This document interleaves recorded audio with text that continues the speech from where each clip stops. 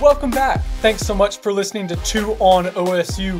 Glad to have you around as always, but especially during Iowa week. Ben and I are excited to present a conversation with Nick Piccininni, a wrestler who, of course, you know from his 2019 pin of Spencer Lee in a duel in GIA against Iowa. It's one of the most electric moments in Oklahoma State history.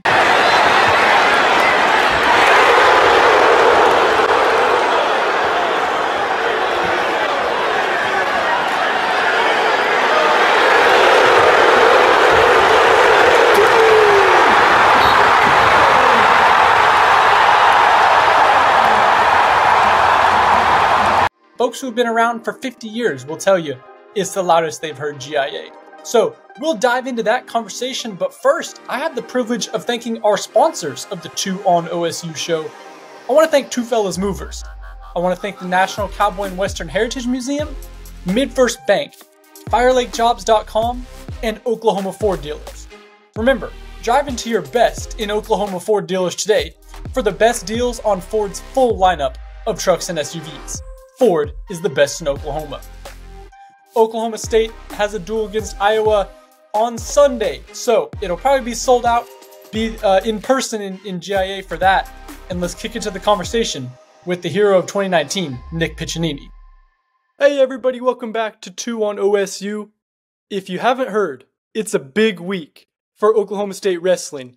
I'm sure you know the Iowa Hawkeyes are coming into town, and we got Nick Piccininni on the show today. You see him repping the Oklahoma State Cowboys. Let's go. Nick, you were in the crosshairs of this Iowa-Oklahoma State rivalry in 2019 with the legendary moment pinning Spencer Lee.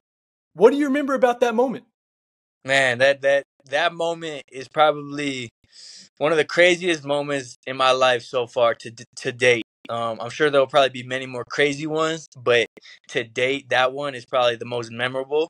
It's probably the most crazy and probably the most legendary because I know that thing will live on forever in Oklahoma State history and possibly even NCAA history. So that was a crazy day for me. It was a crazy day for my team, my coaches, all that. So it was a great day. Take us through it all. I mean, I know we can even get into the night before when you go into an empty Gallagher-Iba. Just kind of relive that moment. Yeah, man. So going through my normal weight cut. So we have practice, the day before the match. It's a team practice, and it's just you get your weight down. You go in, you get your drill going. You're layered up. You're getting your weight down.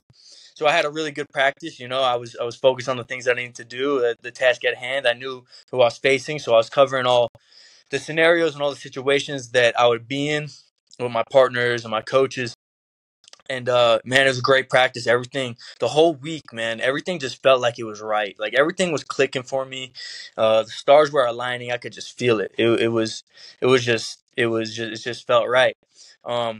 Yeah, I get done with that workout. I go back home. My weight's really, really good. I eat and I drink something, and I gain a couple pounds because later at night I go back up and I do my final weight cut before I go to sleep. And man, that weight cut was probably the most memorable because I'm going up to cut my weight, and I'm with my teammate and my roommate and one of my best friends, Boo Llewellyn. And we're going up to Gallagher. We get to Gallagher, and we park on the academic center side, so on the back of Gallagher-Iba. And we walk through, and as we're walking through, and we see the stage set. The stage is already set. The mat's already laid out, and it's up on the stage. So obviously, we're like, we got to go get up on there and go, get the feel, go look around. So we're walking through. We get on the stage, and it's just me and Boo are the only guys up in Gallagher-Iba. There's no one. The lights are a little dim, and man, I'm just in the middle of the mat. I remember I just put my arms out like this. I'm just looking up, in Gallagher, just looking up, and I'm taking it all in because I know that, man, number one, this place is about to be packed. There's about to be, I don't know the official number, but I heard something like between 15 and 16,000 people, or an unofficial number. I don't know. It was crazy. So I knew that this place was going to be packed. So I took it all in when it was empty. And I remember telling Boo, man, like, I'm going to be the main event. I remember saying that to him. I'm either gonna start off the duel, or me and Spencer are gonna end the duel. And I said, I'm gonna pin this dude. I'm gonna pin him. And I spoke it into existence. I spoke it out loud. And man, then we walk up to the wrestling room. Plug in the code, get into the wrestling room, hit the weight cut. And man, it was a beautiful weight cut for me. Easy, weight fell off. Felt clean, felt good. And yeah, man, that night was it was good, man. The emotion, the feelings, everything. I was very confident. It was a good wake up for me, and it set me up for the day of the match. So you visualized, this moment where hours later you would get the pin. I think we'd even talked earlier, Nick, about you studying film. Maybe something you didn't normally always do on opponents. What did you see from that film study from Spencer Lee? And the move you saw was the one you used to get the pin, if I'm not mistaken. Yep.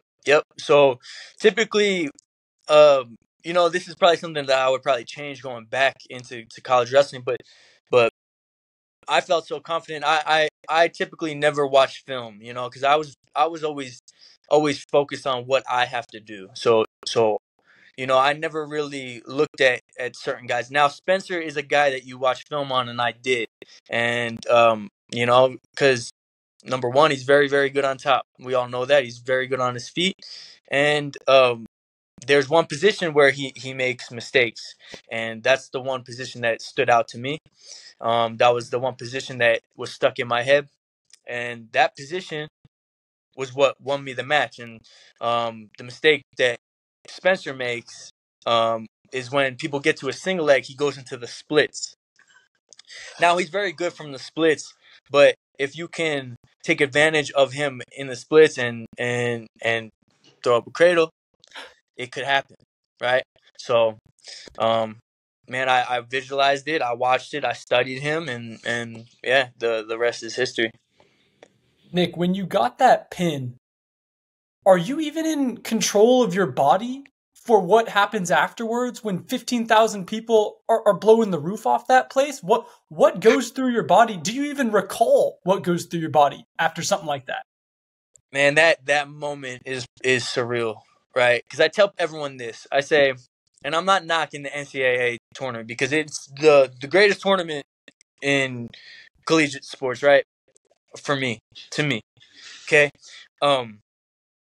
But to have 15 to 16,000 people of your own, right? Your own fans, Oklahoma State fans, where we don't have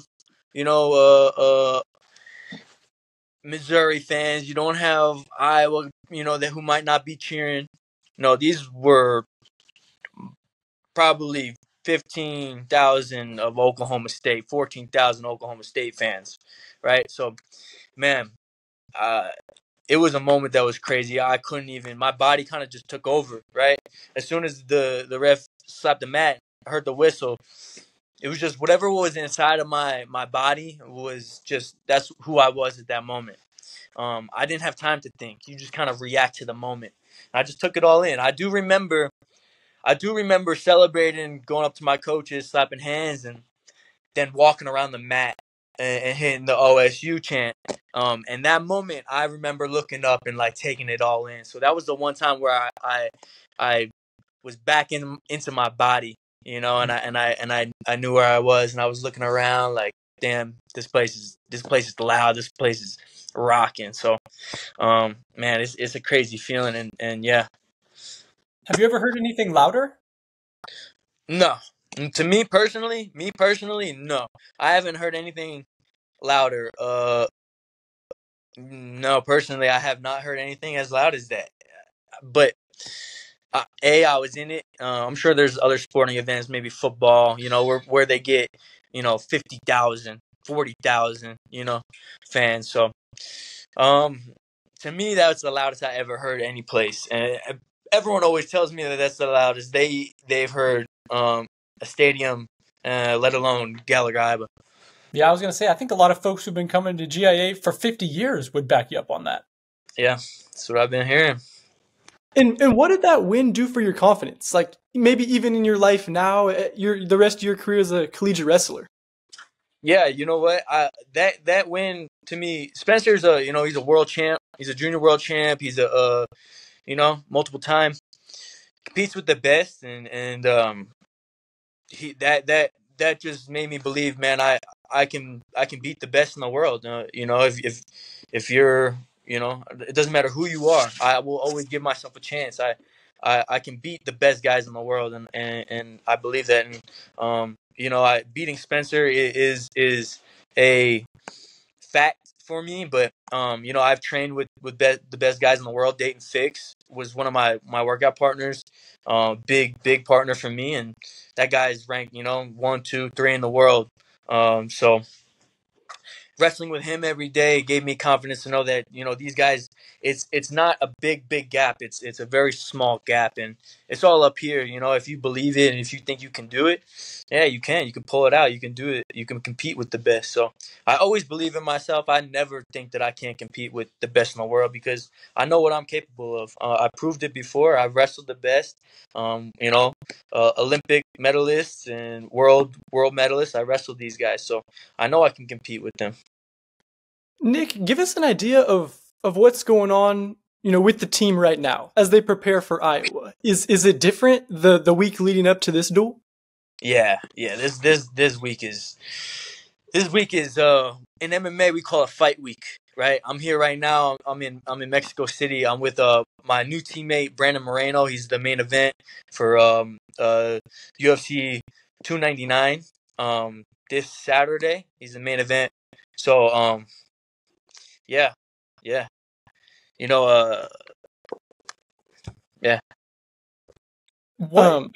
Where does the Iowa-Oklahoma State rivalry rank in terms of college wrestling rivalries, period? I have to imagine with the history, a little bit of a recent history, but with kind of some of the great moments that have come out of that, is Oklahoma State Iowa, could it be the greatest rivalry in wrestling? Yeah, definitely. And going back to that, I'm sorry about that. Going back to fight week. It's crazy. Iowa week is crazy. Right? This you spend time, like I said, you might do things differently than you've done in the past, right? Study guys and get ready because, like I said, the house is gonna be packed. You know that these guys are coming. They're coming for us too. As much as we don't like them, they don't like us, right? In the past, we've proven it. We've almost fought multiple times, right? And going back to that question about Iowa week, yeah, it's tough. It's a different level. You feel the intensity. You feel the intensity with the coaches. You feel the intensity with your teammates and the fans. They know.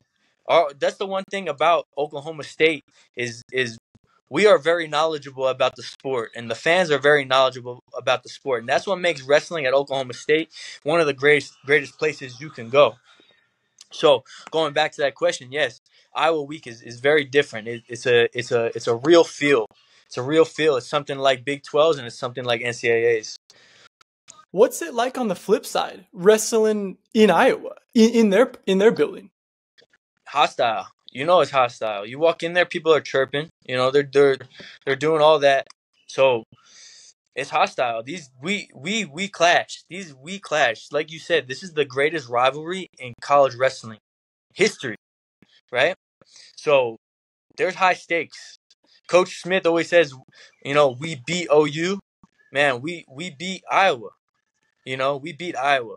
So it's a big deal. It's very hostile, and we all know it. Everyone knows it. The whole country knows it.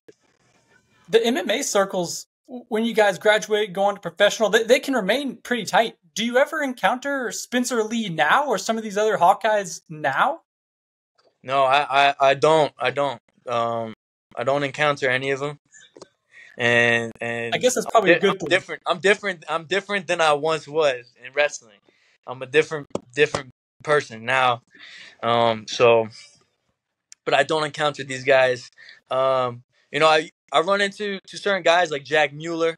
He's in Dallas. He's trained with me at Fortis MMA, is the gym that I'm at now. And so guys like that I run into. Great dude.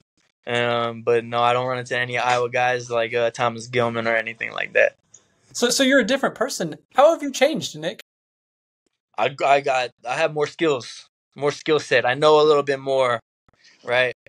Wrestling is one thing, fighting is a whole different thing. Um, you just learn to know a little bit more, right? Now that you have wrestling, now you're adding on top of that is your skills. You're building on top of your skill set. So now, you know, I'm a specialist with new skills that I'm learning with jiu-jitsu and striking and all that. So that's what makes me different now than I was. You're in Mexico City right now, but you're based out of Dallas, training as you said with Fortis MMA. What's kind of the post Oklahoma State journey been for you? Post Oklahoma State journey is it's been pretty cool experience, right? It's been a eye opening experience. I got to live life a little bit coming out of college. Like you get more freedom, but to be honest, it's been training. It's been me trying to chase a new dream, a dream that I have now. That's different than wrestling, but it's a lot of hard training. It's living life right, and it's eating clean. Is doing all the things that you were doing in college and just applying it to real life. You know, uh, just trying to build myself now and create something that I can live off for the rest of my life. You're 5-0 in your professional career. I think there's a pipeline there with Oklahoma State guys who have had major success in the professional ranks.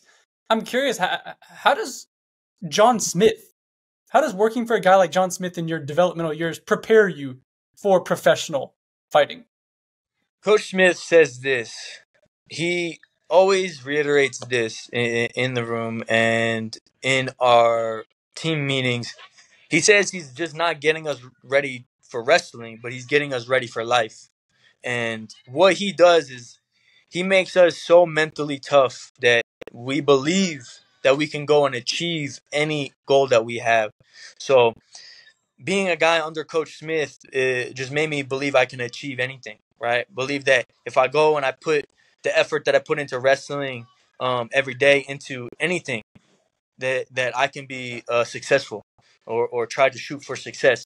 So being under Coach Smith is teaches you a lot of hard work, teaches you a lot of toughness, and teaches you just how to be confident in yourself in any aspect of life. I know Cowboy fans have loved following your professional fighting career. When's the next fight? I mean, do you have any updates on that for Cowboy fans? I have no update yet. There's a fight coming up February 23rd. It's this or yeah 23rd this Friday. It's Fury FC. My teammate Jacoby Smith, who you guys know, is fighting. So that's the fight that's coming up for Jacoby, February 23rd. For me, I'm not sure what's on the books yet. Maybe April. Maybe possibly March. Probably April or May. I'm thinking. Nothing set in stone. Nothing right now. But next up is Jacoby Smith, my teammate, my brother, February 23rd, and he's gonna go do work because I know that dude's a beast. That dude's a dog. You're staying ready, helping out your friends and teammates. How tough is it, Nick, as a guy who's undefeated, to just not know, when your next opportunity is going to come? It's not a problem for me because there's a long-term goal and there's a place where I want to be. And right now I'm helping teammates. I got teammates here in Mexico. I have a buddy who's actually fighting on Friday as well. His name is Cristiano Rivas. He's part of the Brandon Moreno Assassin Baby team, the team here. So he's fighting too. So helping out these guys as well is it makes me feel prideful that I can help my teammates because I know my time is coming, right? I just always give it to God, and I just believe in my faith, and I let whatever happen. So I'm coming up. I'm next up. I know it. So right now I'm just enjoying my time training with my teammates, taking the life experiences in. So and getting better. I'm always trying to get better in these moments. So I take everything in. I look around. I listen. So it's never stagnant for me. Although I might not be fighting, I'm not staying stagnant. I'm not content where I'm at. So I'm always working. What's the end goal, Nick? I don't know if you're a guy who writes down major life goals or keeps them in your head, but can you share where you hope Nick Piccininni is in 5 years or in 10 years? Yeah, man. I'd be lying if I said I didn't want to be a UFC champ. I know everyone up in this building right now wants to be a UFC champ. Some people have achieved it. Some people have not. But that's my end goal. That's my major goal, is to be a world champion. I want to be the best. I want to stand on top. I want to get the belt. I want to get the gold, and I want to be the best, because I want to prove to everyone and myself and my family who I really am. And in my mind, I'm a champion, and I work hard. I want to show everyone what's up, and I want to show everyone that, I could be the man. Nick, thanks so much for joining us to recap a little bit Oklahoma State wrestling and look ahead to what's next for the 2019 Iowa-Oklahoma State dual champion, Nick Piccininni. Thanks so much. Thank you, guys. Let's go. Let's go, Pokes. If you enjoyed that conversation with Nick Piccininni, I have another treat for you. Ben has an article coming out in depth about that moment and what Oklahoma State and Iowa mean to college wrestling. He talked with Nick at length and some other wrestlers in that duel. So be tuned for that article at selloutcrowd.com. And at the top of every article, we have a little opportunity to subscribe to the newsletter. It's something that Ben and I greatly appreciate. It helps out Sellout Crowd so much. And I'll tell you what, I think it helps out Monday mornings too. When you check your inbox, I think it makes it just a little more fun for the Oklahoma State fans around. So thanks for watching, listening, and especially subscribing. I appreciate the folks who do that a little bit extra. Stay tuned next time. Thank you.